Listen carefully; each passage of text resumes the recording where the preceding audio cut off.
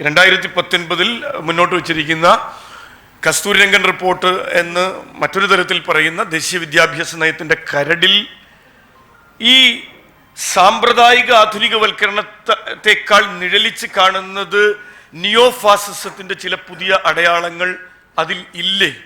അതിന് നമുക്ക് സാമ്പ്രദായിക ആധുനികവൽക്കരണമായി മാത്രം വിശേഷിപ്പിച്ചാൽ മതിയോ എന്നുള്ള ചില സംശയങ്ങളാണ് എനിക്ക് ഈ റിപ്പോർട്ടുമായി ബന്ധപ്പെട്ടുണ്ടാവുന്നത്. അതിനെ സാധൂകരിക്കുന്ന രീതിയിൽ ഈ ദേശീയ വിദ്യാഭ്യാസ നയത്തിൻ്റെ കരടിന് പിന്നാലെ ഒരു ബജറ്റും കേരളത്തിൽ ഇന്ത്യയിൽ അവതരിപ്പിക്കപ്പെട്ടു എന്ന് നിങ്ങൾക്കറിയാം.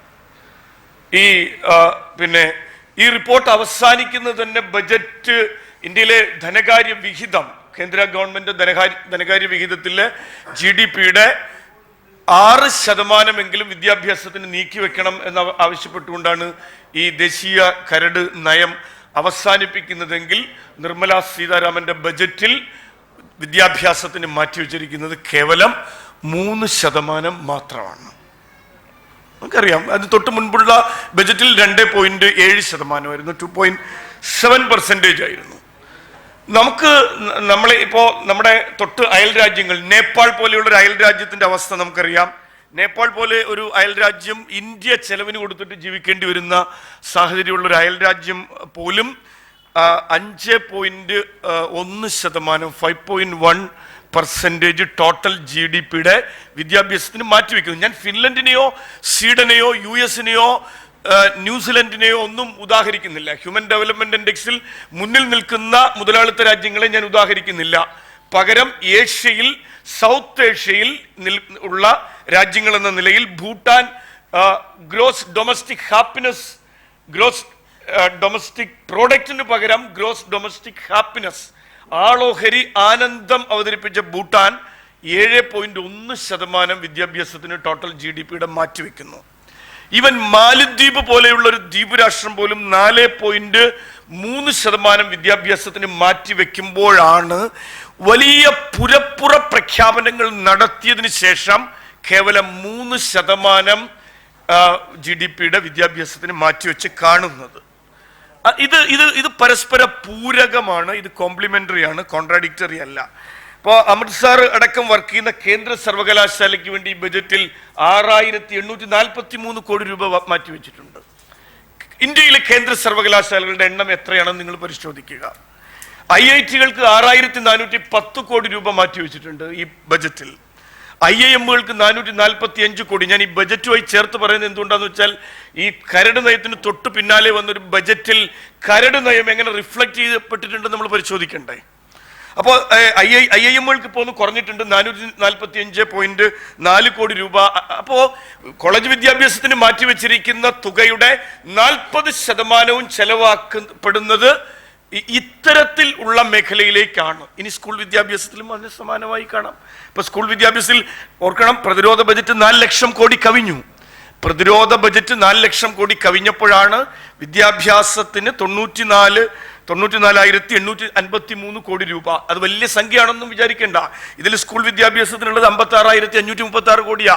അതിലെ പകുതിയിൽ കൂടുതൽ എമൗണ്ടും സമഗ്ര ശിക്ഷാ അഭിയാനായിട്ട് പോകും, ശമ്പളമായി പോകും. അപ്പൊ വിദ്യാഭ്യാസത്തിന് ഇവിടെ ചെലവഴിക്കപ്പെടുന്ന തുക എന്ന് വിലയിരുത്തിക്കൊണ്ട് വേണം നമ്മൾ ഈ ദേശീയ വിദ്യാഭ്യാസ നയത്തിന്റെ കരടിനെ സമീപിക്കേണ്ടത്. പ്രഖ്യാപനങ്ങൾക്ക് യാതൊരു പഞ്ഞവും ഇല്ല. വലിയ പ്രഖ്യാപനങ്ങൾ നടത്തിയിട്ടുണ്ട്.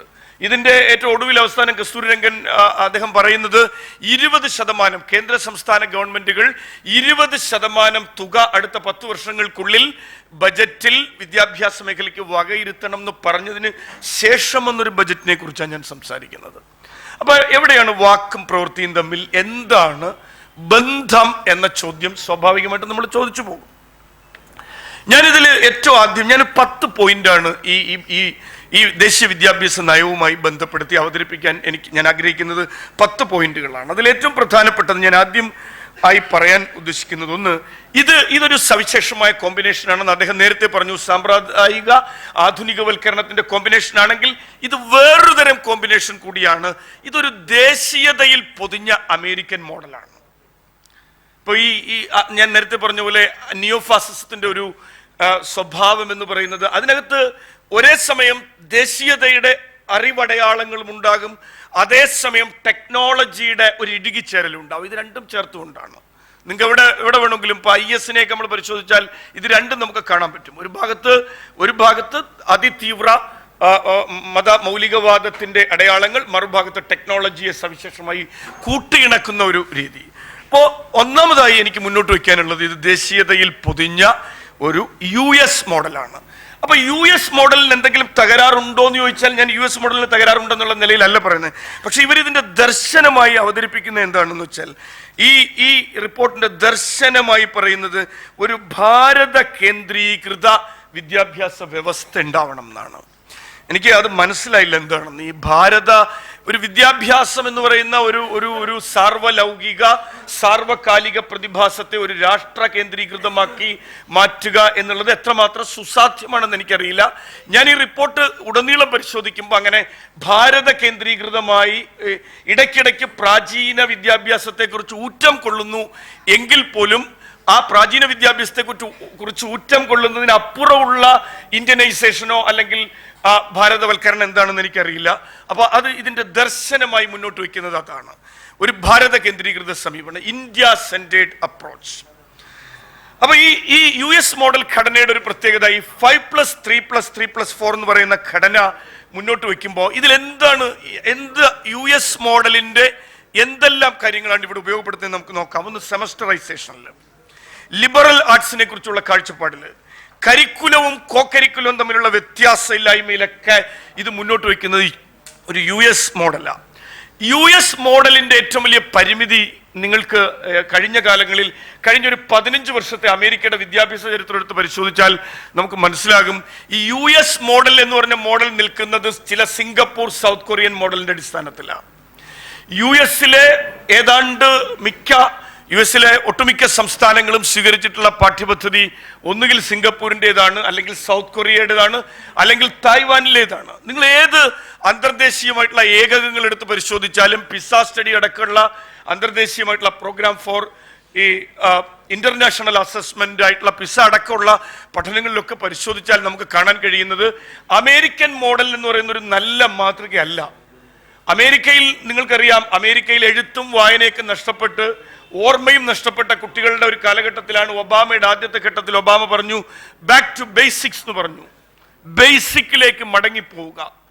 ഇംഗ്ലീഷ് മാത്തമാറ്റിക്സിൽ വലിയ വെല്ലുവിളി US നേരിട്ടു.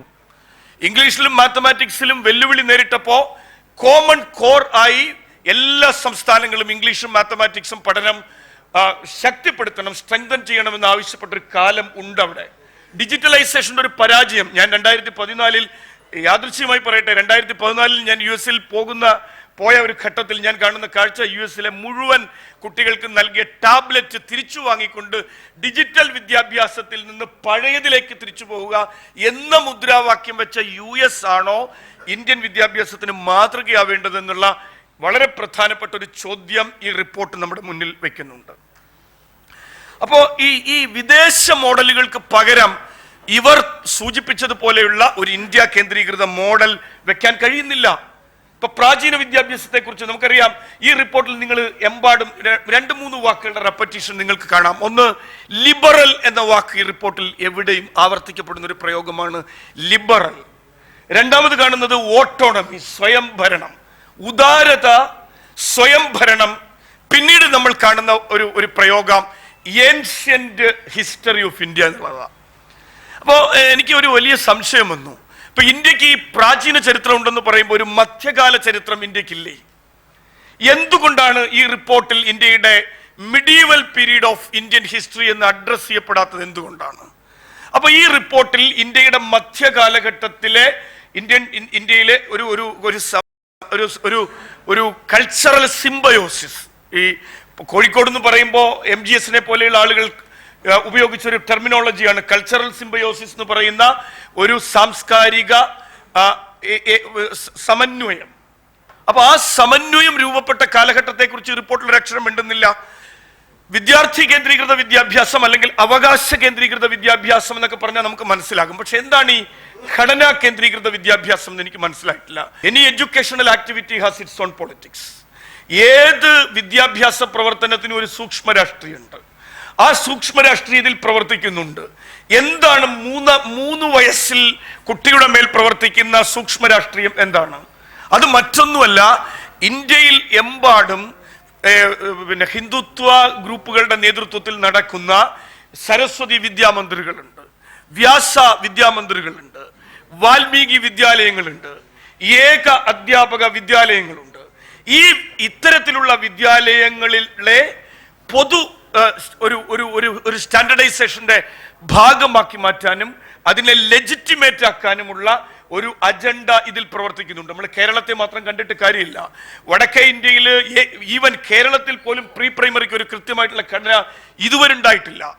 കേരളത്തിൽ പോലും പ്രീ പ്രൈമറി വ്യവസ്ഥ എന്ന് പറയുന്നത് ഒരുപക്ഷെ കഴിഞ്ഞ UDF ഗവൺമെന്റ് കാലഘട്ടത്തിലാണ് നമ്മൾ പിന്നെ പ്രീ പ്രൈമറിക്ക് ഒരു ഏകീകൃത യൂണിഫൈഡ് സിസ്റ്റം ഉണ്ടാക്കിയത്. എന്നിരിക്കെ ഇന്ത്യയിലെ ബാക്കിയുള്ള വടക്കേ ഇന്ത്യൻ സംസ്ഥാനങ്ങളിൽ ഈ 3 വയസ്സിൽ പിടികൂടുക എന്ന വിദ്യാഭ്യാസ വിരുദ്ധമായ, മനഃശാസ്ത്ര വിരുദ്ധമായ സമീപനം വളരെ അപകടകരമായ രാഷ്ട്രീയത്തിലേക്കാണ് ഇന്ത്യയെ കൊണ്ടുപോവുക എന്നതിൽ എനിക്ക് യാതൊരു സംശയമില്ല. അപ്പോ പ്രീ സ്കൂൾ എന്ന കോൺസെപ്റ്റ് തന്നെ തെറ്റല്ലേ? പ്രീ സ്കൂൾ അല്ലല്ലോ, അതൊരു പ്ലേ സ്കൂൾ അല്ലേ? അപ്പൊ പ്ലേ സ്കൂളിനെ പ്രീ സ്കൂൾ ആക്കി മാറ്റാൻ എങ്ങനെയാണ് കഴിയുക എന്ന് മാത്രമല്ല, അവിടെ മറ്റൊരു അപകടം.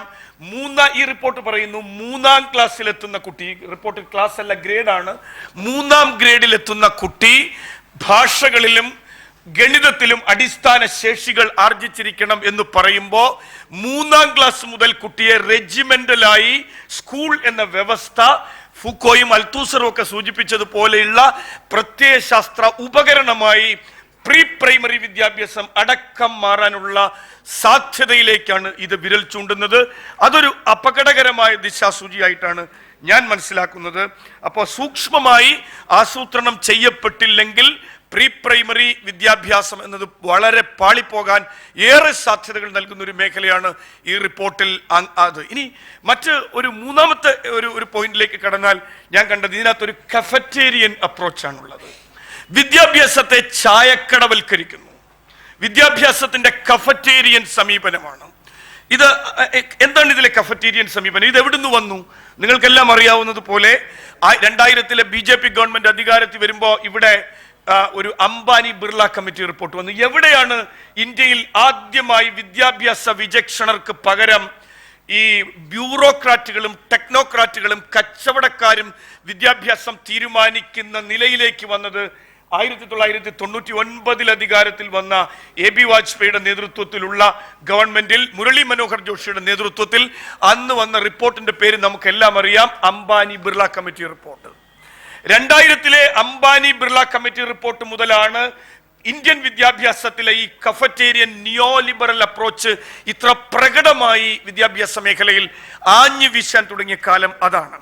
അപ്പോൾ ഈ മതനിരപേക്ഷതയും ഭരണഘടനാ മൂല്യങ്ങളും ഒന്നും ചർച്ച ചെയ്യുന്നില്ല എന്ന് പറയുമ്പോൾ ഈ കഫറ്റേറിയൻ അപ്രോച്ചിൽ അത് ചർച്ച ചെയ്യപ്പെടില്ല. അവിടെ ഭരണഘടനാ മൂല്യങ്ങൾ ഉണ്ടാവില്ല. അവിടെ റിപ്പബ്ലിക് എന്ന് പറഞ്ഞൊരു ആശയം, അല്ലെങ്കിൽ നമ്മൾ പറയുന്ന റെയിൻബോ റിപ്പബ്ലിക് എന്ന് പറഞ്ഞൊരു ആശയം ചർച്ച ചെയ്യപ്പെടണം എന്നില്ല. അവിടെ ജനാധിപത്യം എന്ന് പറഞ്ഞൊരു വാക്കുണ്ടാവില്ല. അവിടെ ബഹുസ്വരത എന്ന് പറയുന്നൊരു വാക്കുണ്ടാവില്ല. നിങ്ങൾ നോക്കൂ, ഈ റിപ്പോർട്ട് മുഴുവൻ പരിശോധിച്ചാലും അത്തരം പ്രയോഗങ്ങൾ കാണാൻ നമുക്ക് കഴിയില്ല. അപ്പോൾ ഈ ഒരു നിയോ ലിബറൽ അജണ്ട, ഇപ്പോൾ അയൽപക്ക സ്കൂളുകൾ എന്ന് പറയുന്ന ഒരു ആശയം വിദ്യാഭ്യാസ അവകാശ നിയമം മുന്നോട്ട് വെച്ചു. Neighbourhood schools, neighbour schools. ഇപ്പൊ നെയ്ബർഹുഡ് സ്കൂൾ എന്ന് പറയുന്ന ആശയം എങ്ങനെയാണ് സ്കൂൾ കോംപ്ലക്സുമായിട്ട് പൊരുത്തപ്പെടുക? 10-20 സ്കൂളുകളെ ചേർത്തൊരു സ്കൂൾ കോംപ്ലക്സ് ഉണ്ടാകുമ്പോൾ കുട്ടിയുടെ ഏറ്റവും അടുത്ത പ്രൈമറിയിൽ ലോവർ പ്രൈമറിയിൽ 1 കിലോമീറ്ററും അപ്പർ പ്രൈമറിയിൽ 3 കിലോമീറ്ററും എന്ന് പറയുന്ന ആ ഒരു ആക്സസിബിലിറ്റി ഓഫ് എഡ്യൂക്കേഷന്റെ പ്രാപ്യത, ലഭ്യത, ഇതിന് ഈ അയൽപക്ക സ്കൂൾ എന്നുള്ള കോൺസെപ്റ്റിന് വിരുദ്ധമല്ലേ സ്കൂൾ കോംപ്ലക്സ് എന്ന് പറഞ്ഞ ആശയം? പ്രത്യേകിച്ചും കേരളം പോലെ ഒരു സംസ്ഥാനത്തിന് ഒരിക്കലും യോജിക്കാത്ത ആശയം. അപ്പൊ ഈ അപകടങ്ങൾ നമ്മൾ കാണുന്നില്ലേ? പലരും പറഞ്ഞു ഞാൻ കേട്ടൊരു കാര്യം, ഈ റിപ്പോർട്ട് വളരെ പുരോഗമനപരമാണ് അത്രേ. ഈ റിപ്പോർട്ടിന്റെ പുരോഗമനപരത എനിക്ക് മനസ്സിലായിട്ടില്ല. അങ്ങനെ അല്ലെങ്കിൽ നിങ്ങൾക്ക് തിരുത്തി തരാമെങ്കിൽ ഞാൻ തിരുത്തലിന് വിധേയനാകാൻ തയ്യാറാണ്. ഇതിന്റെ പുരോഗമനപരത എനിക്ക് മനസ്സിലായിട്ടില്ല. അപ്പോ ഇനി രണ്ടാമത് മുന്നോട്ട് വയ്ക്കുന്ന ആശയം എന്താണ്? Special education zone, special economic സോണുകളുടെ അവസ്ഥ നമുക്കറിയാം. മനുഷ്യന് ഇടമില്ലാത്ത, സാധാരണ മനുഷ്യന് പ്രവേശനമില്ലാത്ത ഇടമായി ഇന്ത്യയിലെമ്പാടും സ്പെഷ്യൽ എക്കണോമിക് സോണുകൾ മാറിയതും അതിന് വന്നിരിക്കുന്ന വിപര്യം നമുക്കറിയാം. അപ്പൊ സ്കൂൾ എഡ്യൂക്കേഷൻ സോൺ എന്ന് പറഞ്ഞ ആശയം എന്തിനു വേണ്ടിയിട്ടാ? അട്ടപ്പാടിയിൽ, വയനാട്ടിൽ ഒരു ട്രൈബൽ മേഖലയിൽ ഒരു പണിയ, ഒരു ഇരുള, അല്ലെങ്കിൽ ഒരു മുടുക, ഒരു കുറിച്യ മേഖലയെ ഒരു സോണാക്കി മാറ്റുന്നതിലൂടെ ആ കുട്ടികളെ എക്സ്ക്ലൂഡ് ചെയ്യുകയാണ്. വിദ്യാഭ്യാസം ഇൻക്ലൂഷനെ കുറിച്ചാണ് സംസാരിക്കുന്നത്. എല്ലാ കുട്ടികളുടെയും ഇൻക്ലൂഷനെ കുറിച്ച് സംസാരിക്കുന്ന വിദ്യാഭ്യാസത്തിൽ കുട്ടിയെ എക്സ്ക്ലൂഡ് ചെയ്യാൻ മാത്രം ഉപയോഗിക്കുന്ന ഒന്നായി അന്യ സംസ്ഥാന പെരുമ്പാവൂരിൽ ഒരു എഡ്യൂക്കേഷൻ സോൺ ഉണ്ടാവുകയാണ്. പെരുമ്പാവൂരിലെ എഡ്യൂക്കേഷൻ സോൺ എന്ന് പറയുമ്പോൾ വളരെ എക്സ്ക്ലൂസീവായ ഒരു സോൺ ആയിരിക്കും. ആ സോണിൽ അന്യ സംസ്ഥാന തൊഴിലാളികൾക്ക് മാത്രമുള്ള സോൺ. അത് വളരെ അപകടകരമല്ലേ? വിദ്യാഭ്യാസത്തിന്റെ ഡെമോക്രസിയുടെ, വിദ്യാഭ്യാസത്തിന്റെ ജനാധിപത്യപരതയുടെ, വിദ്യാഭ്യാസത്തിന്റെ മൂല്യങ്ങളുടെ നിരാശമാണ് അതിലൂടെ സംഭവിക്കുക, അത്തരത്തിലുള്ള സോണുകളിലൂടെ. അപ്പൊ അങ്ങനെയുള്ളൊരു കഫറ്റേറിയൻ അപ്രോച്ച് ഇതിലുണ്ട്. ഈ നിയോ ലിബറൽ എന്ന് ഞാൻ ഇതിൽ പറയുന്നത്, ഇപ്പോ എല്ലാ സ്ഥാപനങ്ങളും സ്വയംഭരണ സ്ഥാപനങ്ങളാവണം. കൊളീജിയറ്റ് എഡ്യൂക്കേഷനിൽ ശ്രീ അമൃത പറയുന്ന ഞാൻ കരുതിയേ 2032 ഇന്ത്യയിലെ വിദ്യാഭ്യാസ സ്ഥാപനങ്ങൾ മുഴുവൻ, പ്രത്യേകിച്ച് ഉന്നത വിദ്യാഭ്യാസ സ്ഥാപനങ്ങൾ മുഴുവൻ സ്വയംഭരണ സ്ഥാപനങ്ങളായി മാറണം എന്ന് പറയുമ്പോൾ അവിടെ ഫീസ് നിശ്ചയിക്കാനുള്ള അധികാരം, അവിടുത്തെ കരിക്കുലം നിശ്ചയിക്കാനുള്ള അധികാരം, അവിടുത്തെ മൂല്യനിർണ്ണയം, അവിടുത്തെ റിസൾട്ട് അടക്കം അഫിലിയേറ്റഡ് കോളേജുകളും അഫിലിയേറ്റഡ് യൂണിവേഴ്സിറ്റികളും ഇല്ലാതായി സ്വയംഭരണ സ്ഥാപനങ്ങളാകുമ്പോൾ എങ്ങനെയാണ് ഈ അരികുവൽക്കരിക്കപ്പെട്ട, നമ്മൾ നേരത്തെ പറഞ്ഞ അരികിലിരിക്കുന്ന മനുഷ്യർ വീണ്ടും അഗാധമായ പടുകുടിയിലേക്ക് പതിക്കുകയാണ് ചെയ്യുക? വിദ്യാഭ്യാസം ഒരു വരേണ്യവർഗത്തിന്റെ ക്രയശേഷിയുള്ളവന് വാങ്ങാൻ പറ്റുന്ന വിൽപ്പന ചരക്കായി നേരത്തെ തന്നെ മാറിക്കഴിഞ്ഞ വിദ്യാഭ്യാസം വീണ്ടും അത് തുടരുക എന്നുള്ളതാണ് നമുക്ക് ഇതിനകത്ത് കാണാൻ കഴിയുന്നത്. കാരണം ഗവൺമെന്റ് പണം മുടക്കാൻ ഉദ്ദേശിക്കുന്നില്ല, 3% അല്ലേ മുടക്കാൻ ഉദ്ദേശിക്കുന്നത്. ഇനി മറ്റൊന്ന് ഞാൻ ഇതിനകത്ത് കാണുന്ന വലിയൊരു അപകടം ഫോമൽ എഡ്യൂക്കേഷനെ ഇൻഫോർമലൈസ് ചെയ്യുക എന്നുള്ളതാണ്. ഒരു അനൗപചാരികവൽക്കരണം ഇതിൽ മുഴുവനുണ്ട്. അവർ ഉപയോഗിച്ചിരിക്കുന്ന ഒരു ടെർമിനോളജി നിങ്ങൾ ശ്രദ്ധിച്ചെങ്കിൽ അറിയാം, ബേസിക് ന്യൂമറസി ആൻഡ് ലിറ്ററസി എന്നാണ് ഉപയോഗിച്ചേക്കുന്നത്. അപ്പൊ കേവലമായിട്ടുള്ള സാക്ഷരത, കേവലമായിട്ടുള്ള ഒരു ഗണിത ശേഷി, അതിനപ്പുറമുള്ള ആഴത്തിലേക്ക് നിങ്ങൾ പോകേണ്ടതില്ല. ഈ റിപ്പോർട്ടിൽ ഉടനീളം ഞാൻ പരതിയിട്ടും നോളജ് എന്നൊരു വാക്ക് ഞാൻ കണ്ടിട്ടില്ല. പലയിടങ്ങളിലും, ഒരുപക്ഷെ 1-2 ഇടങ്ങളിൽ നോളജ് എന്നൊരു വാക്ക് ഉണ്ടായിരിക്കാം. അപ്പൊ 4ാം വ്യാവസായിക വിപ്ലവത്തിന്റെ കാലഘട്ടമാണെങ്കിൽ പോലും അറിവ്, ജ്ഞാനം അല്ലെങ്കിൽ വിസ്ഡം എന്നൊക്കെ നമ്മൾ പറയുന്ന ഒരു സംഗതിക്ക് പ്രസക്തിയില്ലേ? പകരം ഇതിൽ കൂടുതൽ സംസാരിക്കുന്ന ഇൻഫർമേഷനെ കുറിച്ചാണ്, വിവരത്തെ കുറിച്ച് മാത്രമാണ്. അതിനെങ്ങനെ നോളജ് ആക്കി പ്രോസസ് ചെയ്യണം എന്ന് ഒരു ദേശീയ നയം മുന്നോട്ട് വയ്ക്കുന്നില്ല എന്നുള്ളത് വളരെ അപകടകരമായൊരു വിവക്ഷയായിട്ടാണ് എനിക്ക് തോന്നുന്നത്. അപ്പോ ഈ പിന്നെ വിഷയ വേർതിരിവ് ആവശ്യമില്ല, സ്പെഷ്യലൈസേഷൻ ആവശ്യമില്ല. അതിനവർ പറയുന്ന ഒരു എക്സാമ്പിൾ ഈ റിപ്പോർട്ടിലുണ്ട്. നളന്ദയിലും തക്ഷശിലയിലും ഒക്കെ ഉണ്ടായിരുന്നത് പോലെ മൾട്ടി ഡിസിപ്ലിനറി ആവണം എന്ന് പറയുമ്പോൾ സ്പെസിഫിക് ആയിട്ടുള്ള വിഷയ കേന്ദ്രീകൃത പഠനത്തിന്റെ സാധ്യതകളെ ഇല്ലാതാക്കി വിദ്യാഭ്യാസ വ്യവസ്ഥ മുഴുവൻ അഴകുഴമ്പൻ അവിയൽ പരുവത്തിലേക്ക് പോകാനുള്ള സാധ്യത ഈ റിപ്പോർട്ട് മുന്നോട്ട് വയ്ക്കുന്നുണ്ട്. അപ്പോൾ കരിക്കുലം, കോ കരിക്കുലം, എക്സ്ട്രാ കരിക്കുലം വ്യത്യാസം വേണ്ടെന്ന് വെക്കുമ്പോൾ നമുക്ക് രസകരമായി തോന്നാം. എങ്കിലും അതിനകത്തൊരു അപകടം, ഇപ്പൊ 4-5 ഇലക്റ്റീവ് തെരഞ്ഞെടുക്കാം എന്നാ പറയുന്നത്. ഈ 4-5 ഇലക്റ്റീവ് തെരഞ്ഞെടുക്കുമ്പോൾ അതിനകത്ത് യോഗ വെക്കാം. ഞാൻ പറയുന്നത് നിരുപദ്രവകരമായൊരു യോഗയെ കുറിച്ചല്ല, യോഗയുടെ ധ്വനി സാധ്യതകളുള്ള യോഗ. അപ്പൊ ആ യോഗ വെക്കാം, വാസ്തു മുന്നോട്ട് വെക്കാം. അപ്പൊ കരിക്കുലത്തിന്റെ ഭാഗമായി കോർ കരിക്കുലം മേഖലകൾ ഇല്ലാതെയാവുകയും വശങ്ങളിൽ നിന്ന് ഇത്തരം സംഗതികൾ, വേദിക് മാത്തമാറ്റിക്സ്, അഡീഷനും ബേസിക് ക്രിയകൾക്ക് മാത്രം ഉപയോഗിക്കുന്ന വേദിക് മാത്തമാറ്റിക്സ് പോലെയുള്ള ഒരു സാധനം ഇതിലേക്ക് കടന്നു വരാനുള്ള സാധ്യതയുണ്ട്. അതിനോടൊപ്പം കടന്നു വരുന്നത് മാത്തമാറ്റിക്സ് മാത്രമായിരിക്കില്ല, അതിനോടൊപ്പം മറ്റ് ചില അപകടകരമായ ഘടകങ്ങളും കടന്നു വരാനുള്ള സാധ്യതയുണ്ട്. അതുപോലെ ഗവൺമെന്റ് സ്കൂളുകളുടെ വിഭവങ്ങൾ സ്വകാര്യ സ്കൂളുകൾക്ക് ഉപയോഗിക്കാമെന്ന് റിപ്പോർട്ട് പറയുന്നു. ഗവൺമെന്റ് അധ്യാപകർക്ക് കിട്ടുന്ന ട്രെയിനിങ് സ്വകാര്യ വിദ്യാലയങ്ങൾക്ക് ലഭ്യമാക്കണമെന്ന് ഈ റിപ്പോർട്ട് പറയുന്നു. ആ നിലയിൽ പ്രൈവറ്റൈസേഷന്റെ 1-ാം തരം കച്ചവടത്തിന്റെ ഡോക്യുമെന്റാണ് ഈ ദേശീയ വിദ്യാഭ്യാസ നയത്തിന്റെ കരട്. ഇതൊക്കെ ഇങ്ങനെ ആയിരിക്കുമ്പോഴും ഓട്ടോണമിയെ കുറിച്ച് പ്രസംഗിക്കുന്നു, സ്വാതന്ത്ര്യത്തെക്കുറിച്ച് പ്രസംഗിക്കുന്നു, മറുഭാഗത്ത് എല്ലാ അധികാരങ്ങളും കേന്ദ്രീകരിക്കുന്നു. ഈ റിപ്പോർട്ടിൽ, ഇവിടെ ഖാദർ കമ്മിറ്റി റിപ്പോർട്ടിൽ നമ്മൾ പറഞ്ഞതുപോലെ ഒരൊറ്റ വ്യവസ്ഥയുടെ കീഴിൽ മുഴുവൻ വിദ്യാഭ്യാസ വ്യവസ്ഥ, ഇപ്പൊ നമുക്കറിയാം ദേശീയ തലത്തിൽ NCERT ഉണ്ട്, NUPE ഉണ്ട്, സമഗ്ര ശിക്ഷാ അഭിയാനുണ്ട്. MHRDയുടെ കീഴിലുള്ള വ്യത്യസ്ത സ്വയംഭരണ സ്ഥാപനങ്ങളെ മുഴുവൻ പ്രധാനമന്ത്രി അധ്യക്ഷനായ രാഷ്ട്രീയ ശിക്ഷാ ആയോഗ് എന്ന് വിളിക്കുന്ന നാഷണൽ എഡ്യൂക്കേഷൻ മിഷന്റെ കീഴിലേക്ക് കൊണ്ടുവരുന്നു. അവിടെ ഏറ്റവും വലിയ പ്രശ്നം എന്താണെന്ന് വെച്ചാൽ വിദ്യാഭ്യാസ മേഖലയിലെ കൺകറൻസ്, വിദ്യാഭ്യാസ മേഖലയിലെ സംയുക്ത ലിസ്റ്റിൽപ്പെട്ട വിഷയം എന്ന നിലയിൽ സംസ്ഥാനങ്ങൾക്കുള്ളൊരു സംസ്ഥാനങ്ങൾക്കുള്ള ഒരു ഇടപെടൽ മേഖല ഇതോടെ ദുർബലമാക്കപ്പെടുകയാണ് ഈ വിദ്യാഭ്യാസ കരട് നയത്തിൽ.